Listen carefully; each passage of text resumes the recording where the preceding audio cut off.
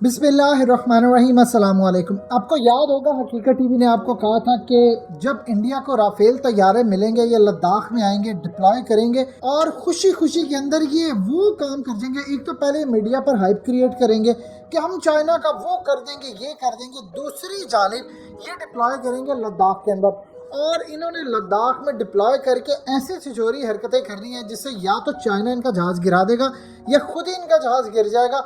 और उसके बाद एक ज़हन में रखिएगा बात, पूरी दुनिया के अंदर तीसरी आलमी जंग होने के लिए सिर्फ एक वाकया चाहिए। मज़ीद डिस्कस करने से पहले इस वीडियो को लाइक करें, हकीकत टीवी को सब्सक्राइब करें और बेल आइकन पर ज़रूर क्लिक करें। चाहे अब सूरत हाल ये होने जा रही है कि 27 जुलाई को इनको राफेल तैयारे मिलने जा रहे हैं।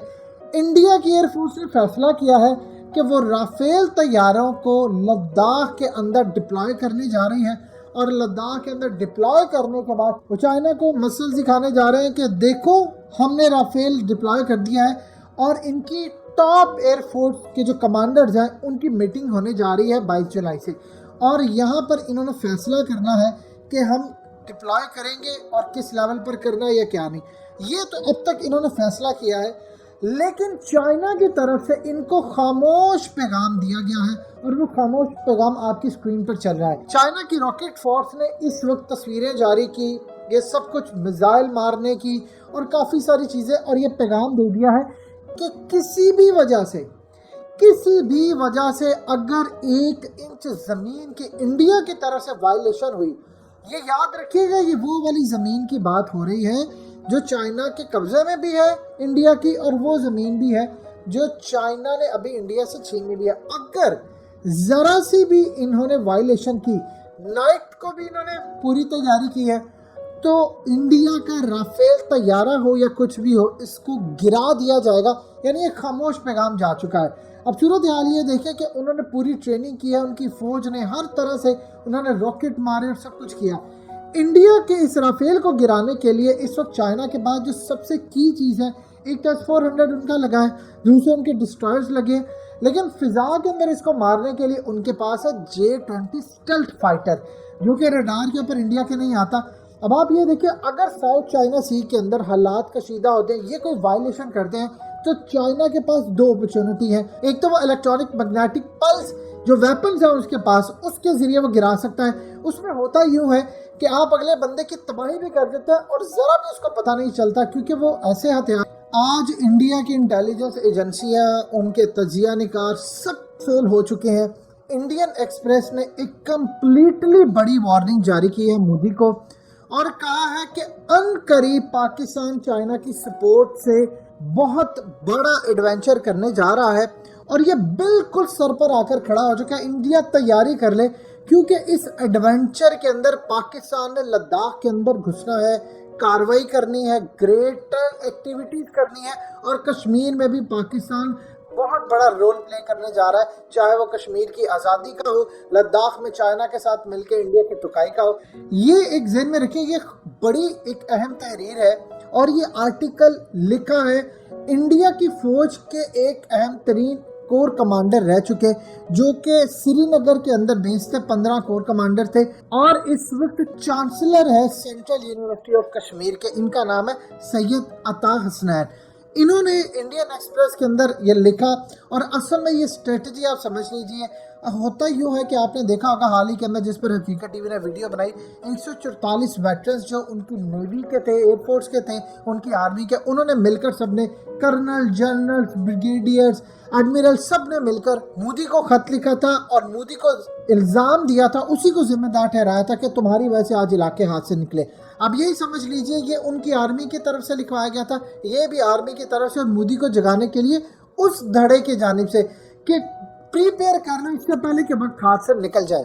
इन्होंने कहा है कि अनकरीब चाइना अरुणाचल, सिक्किम, लद्दाख और सेंट्रल के अंदर जितने इलाके हैं उन पर नज़र रखी है और चाइना सिर्फ वेट कर रहा है कि इंटरनेशनल पॉलिसी क्या होती है। एक्सपैंड वो करने जा रहा है, एक्सपोनेंशियलिज्म के अंदर वो आ रहा है, यानी इलाके जो इलाके फतह करके वो इंडिया के कब्जा करने जा रहा है। اس نے دیکھا کہ انٹرنیشنل ریئیکشن کوئی نہیں آیا، تو لہٰذا جہاں پر چائنا آواز دے گا پاکستان فرنٹ سے آ جائے گا. ایون کہ یہاں تک اس نے بات کی ہے کہ اگر کسی وجہ سے چائنا کو لگے گا وہ کہیں پہ پھنس گیا ہو تو سیکنڈ فرنٹ سے وہ پاکستان کو کہے گا تم حملہ کر دو اور ہم انڈیا کو دبوچ لیں. اور یہ ہونے جا رہا ہے کیونکہ ان دونوں ممالک نے مل کر جو پلاننگ کی تھی انڈیا اس کو سمجھ نہیں پایا اور وہ ناکام ہونے جا رہا ہے. اصل میں ان کو اب سمجھ آ رہی ہے کہ چائنا کا پلان کیا ہے. یہ سمجھتے رہے تھے Ladakh 1 finger 2 finger 4 finger 5 finger, ایسا گیم نہیں ہے. چائنا نے گردن سے پکڑنا انڈیا کو، وہ ایسا ایسا پورا انڈیا ہڑپنا چاہتا ہے، خاص طور پر 7-8 ریاستیں الگ کرنی ہے. اب سوچئے کہ ٹائم میگزین کا فرنٹ کور مودی کی تصویر لگے اور ڈیوائیڈر ان چیف کا نام لکھا ہو تو کیسا رہے گا. اب انڈیا کو سمجھ آ رہی ہے کہ جو دنیا کے اندر لابنگ فرم تھی نا، ان کے پیچھے چائنا کا ہاتھ تھا. اور چائنا نے ایسا کھیل کیا ہے کہ اس نے پہلے پوری دنیا کے اندر مودی کو ایک دہشت گرد ثابت کیا، مودی کو ڈیوائیڈر ان چیف ثابت کیا اور بتایا یہ ظلم کر رہا ہے. یہ کام پاکستان نہ کر سکا، ہم خوش ہوتے رہے. نیو یارک ٹائمز لکھ رہا تھا سیاچن کارگل، اس کے اندر ابھی اصل کھیل ہونا باقی ہے اور یہ جنگ میں کنورٹ ہونی ہے. کیونکہ راہل گاندھی نے حالیہ جو اپنی ایک ویڈیو جاری کی اس نے خدشے کا اظہار کیا ہے کہ چائنا کا جو پلان ہے وہ پورا پلانٹ بدلنے کا ہے اور وہ انڈیا کو سمجھ نہیں آ رہی. آج سے 15 سال بعد جب کتابیں تاریخ لکھی جائے گی، ڈاکومنٹریز بنے گی، تو دنیا صرف اسی چیز پر ڈسکس کرے گی. کمال اسٹریٹجی تھی چائنا کی جس نے پوری دنیا کو ری شیپ کر دیا اور امریکہ اور انڈیا کے ساتھ وہ کچھ ہوا جو انہوں نے سوچا بھی نہیں تھا. چائنا وہ کام کرنے جا رہا ہے جو شاید پاکستان کبھی بھی نہ کر پاتا. اس کی وجہ کیا ہے؟ ہمارے پاس اتنے پیسے نہیں ہیں، ہمارے پاس وہ ڈیفنس سسٹم نہیں ہے. چائنا 2 بڑی طاقتوں کو ایک کروانے جا رہا ہے تھرو سی پیک، یعنی چائنا ایران اور افغانستان کو ایک کرنے جا رہا ہے. افغانستان سے مراد افغان طالبان. چائنا اب ایران اور افغان طالبان کو ایک کرنے جا رہا ہے، ایک ٹیبل پر بٹھانے جا رہا ہے اور اس کے ساتھ وہ اصل کھیل کھیلنے جا رہا ہے. سی پیک کو افغانستان اور ایران کے ساتھ ملا کر پاکستان سے ہوتا ہوا ایک بڑا پروجیکٹ بنا رہا ہے. یہ اتنی زبردست بات ہے کہ پہلی مرتبہ وہ افغانستان کو اس میں شامل کرنے جا رہا ہے. اس وقت چائنا کی گفتگو چل رہی ہے افغان طالبان کے ساتھ. 2 طرح کی گفتگو اس وقت چل رہی ہے اور یہ فائنلائز ہو جائے گا. ایک تو چل رہی ہے گفتگو اشرف غنی کے ساتھ، چونکہ اس وقت حکومت ان کی ہے، فیصلہ جو بھی لینا انہیں لینا ہے. لانگ ٹرم جو ہے معاملات کیا ہے وہ چائنا بات کر رہا ہے افغان طالبان کے ساتھ، کیونکہ یہ اشرف غنی کی حکومت تو صرف کچھ عرصہ رہ گئے ہیں، اس کے بعد تو حکومت ان کی چلی جانی ہے. اب اس کے بعد ہو ہی رہا ہے کہ افغانستان اور ایران کے درمیان ان کو یہ ایک ٹیبل پر بٹھا رہا ہے. آپ کو آنے والے ہفتوں مہینوں یا آنے والے وقت کے اندر ایک کانفرنس ہوتی نظر آئے گی جس کے اندر چائنا، پاکستان، افغان طالبان، ایران اور رشیا شامل ہوں گے. اور اس میں اہم ترین بات یہ ہے کہ ترکی کو بھی انوائٹ کیا جائے گا. یہ ایک بڑی کانفرنس ہوگی جس کے اندر فیصلہ کیا جائے گا کہ کس طرح کام کرنا ہے، کیا معاملات ہمیں آگے طے کرنے ہیں، کیا چیزوں کو لے کر چلنا ہے، 1 بیلٹ 1 روڈ کو کیسے لے کر چلنا ہے. اور یہ دنیا کو ری شیپ کرنے کے لیے ہوگی. اب یہ کام کرنے جا رہے ہیں کہ سی پیک کو شامل کرنے جا رہے ہیں افغانستان سے. چائنا اس وقت یہ پلان کر رہا ہے کہ جلد از جلد افغانستان کے اندر جو بھی کام افغان طالبان آنے کے مسئلہ حل ہو جائے، امریکہ فوری طور پر یہاں پر نکلے. دیکھیے چائنا اب یہاں پر ملٹری بیس افغانستان میں اپنی بنانے جا رہا ہے. علامہ اقبال نے ایک بات کہی تھی کہ اگر افغانستان کے اندر امن ہوگا تو پورے خطے میں امن ہوگا، اگر یہاں بے سکونی ہوگی تو پورا خطہ بے سکونی بربادی میں رہے گا. اب دیکھ لیں ایگزیکٹلی وہی ہو رہا ہے. لیکن اس کے ساتھ ایک اور چیز بھی ایڈ کر لیں، اگر افغانستان ترقی کرے گا تو مسلمان اس خطے کے اندر عروج پائیں گے. چائنا کا پلان کیا ہے؟ چائنا کا پلان یہ ہے کہ یہاں پر وہ ایڈوانس ڈیفنس سسٹم تعینات کرے افغانستان کے اندر، اور وہ پوری کوشش کر رہا ہے کہ کسی طرح افغانستان کے اندر جو پاکستان کے خلاف پراکسیز ہیں، یعنی یہ بی ایل اے، یہ داعش، ٹی ٹی پی، سارا ان سب کا وہ صفایا کروائیں. کس کے ذریعے؟ افغان طالبان اور ایران کے ذریعے. ایران یہاں سے کوئی دہشت گرد نہ دے. دیکھیے اشرف غنی سے کیا اس وقت بات چیت چل رہی ہے چائنا کی. اشرف غنی سے یہ بات چیت چل رہی ہے، اس کے پیچھے انڈیا ہے. اگر اشرف غنی اس سی پیک کے پروجیکٹ کو چلاتا ہے تو پھر یہ فوری طور پر اس کو رن کر دیں گے تھرو ایران. لیکن اگر اشرف غنی کوئی روڑے اٹکائے گا تو یہ چائنا کو نئی پالیسی دینا ہوگی اور وہ پوری کوشش کریں گے کہ جلد از جلد اشرف غنی کی حکومت کا تختہ الٹے یا افغان طالبان آئے اور ہم مل کر ایک سیٹ اپ بنائیں اور سی پیک کو ساتھ جوڑے.